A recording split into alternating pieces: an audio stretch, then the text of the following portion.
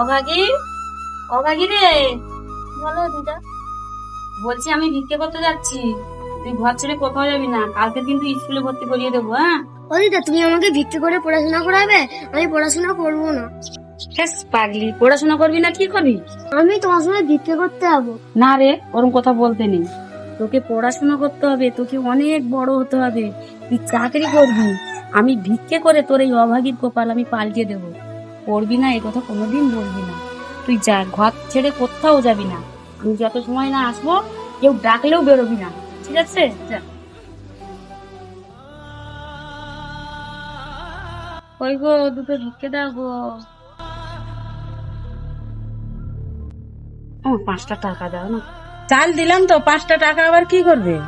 না, আমার একটা নাতনি আছে তো, তাকে কালকের স্কুলে ভর্তি করাবো, বই স্লেট কিনে দেবো। ও পড়াশোনা করাবে? 5 টাকা না, তুমি 10 টাকা নিয়ে যাও। ঠিক আছে, আমি আসছি। কই গো মা, দুটো ভিক্ষে দাও গো। এ নাও, কাজের সময় যত ঝামেলা। 10টা টাকা দাও না। কি চাল দিয়েছি, পোষায় না, আবার টাকা দিতে হবে? না গো মা, আমার নাতনি না স্কুলে পড়াশোনা করবে, বই খাতা কিনতে হবে, এর জন্য আমি টাকা চাইছি। ভিখারির আবার পড়াশুনো? এই যাও, টাকা টাকা দিতে পারবো না, যাও।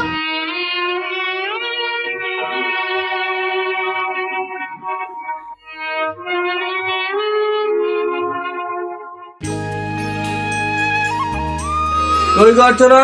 কই? তুমি চলে এসছো? আমি যে শাড়িটা আনতে বলছিলাম তুমি নিয়ে এসছো? হ্যাঁ, তোমার শাড়ি নিয়ে এসেছি, বাবুর জন্য খাবার নিয়েছি। বাবু কই? বাবুকে স্কুলে দিয়ে এসছি, তুমি আমার শাড়িটা বের করো তো। অবাগি, এ অবাগি, তোর জন্য খাবার এনেছি, বাইরে আয়।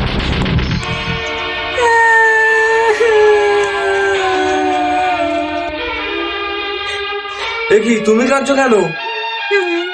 বাবা কি আমাকে না বলে কোথায় চলে গেছে, আমি অনেক খুঁজেছি, পাইনি।